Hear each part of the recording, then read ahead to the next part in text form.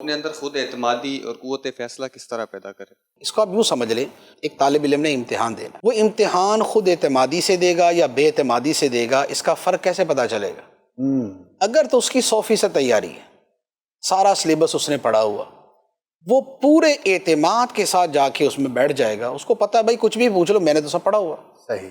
لیکن اگر اس نے آدھا سلیبس پڑھا ہے اور اس کو یہ نہیں پتا کہ کوشچن کہاں سے آ جائیں، تو اب اس کا اعتماد جو ہے وہ ختم ہو جائے گا۔ ایسا ہی۔ ایک آدمی تقریر کرتا ہے، اس نے تقریر کی بھرپور تیاری بھی کی ہے، پریکٹس بھی کی ہے، اس کے اندر اعتماد ہوگا کہ بھائی میں تقریر کر لوں گا، لیکن اگر اس کی تیاری کمزور ہے یا اس نے پریکٹس نہیں کی تو اب اس کا اعتماد جو ہے وہ ختم ہو جائے گا۔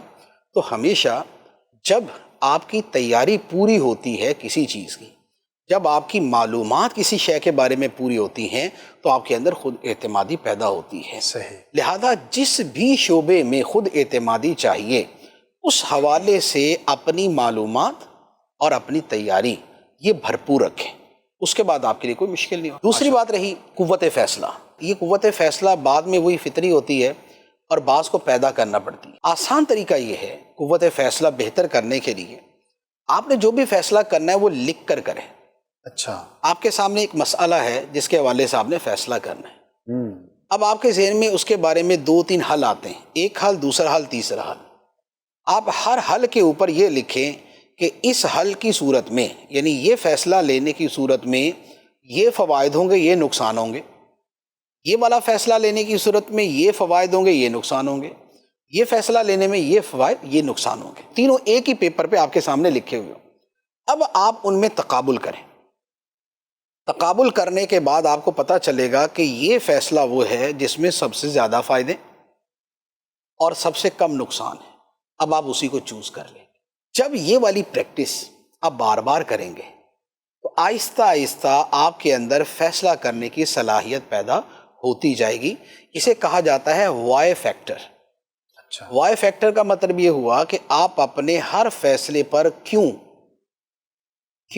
کویشچن ریز کریں کہ میں یہ والا حل اختیار کروں کیوں، اس سے کیا فوائد ہوں گے، کیا نقصان ہوں گے۔ تو یہ قوت فیصلہ جو ہے نا، اس کے لیے تھوڑی سی پریکٹس کرنی پڑتی ہے، پھر آہستہ آہستہ آدمی جا کے کسی مرحلے پہ ایک صاحب بصیرت اور صاحب فیصلہ بن جاتا ہے۔ بظاہر میں یہ کہوں گا کہ ہر شخص کو اس کی ضرورت ہے، کیونکہ ہمارے فیصلے زیادہ تر جذبات کی بنیاد پہ ہوتے ہیں، عقل کی بنیاد پہ کم ہوتے ہیں۔ جیسے دنیا میں 99% نہیں، 99% سے بھی آگے 99% جو طلاقیں ہوتی ہیں نا، وہ قوت فیصلہ سے نہیں ہوتی، وہ قوت جذبات سے ہوتی ہیں۔ ایسا ہے۔ ٹھیک ہے، آدھی شادیاں بھی قوت جذبات سے ہو رہی ہیں۔ صحیح۔ اس کا نتیجہ کیا ہوتا ہے؟ نتیجہ یہ ہوتا ہے کہ جذبات کبھی دیر پا نہیں ہوتے، عارضی ہوتے۔ جذبات عارضی ہوتے ہیں۔ آج آپ کے جذبات کچھ ہیں، کل کچھ اور ہو جائیں گے، پرسوں کچھ اور ہو جائیں گے۔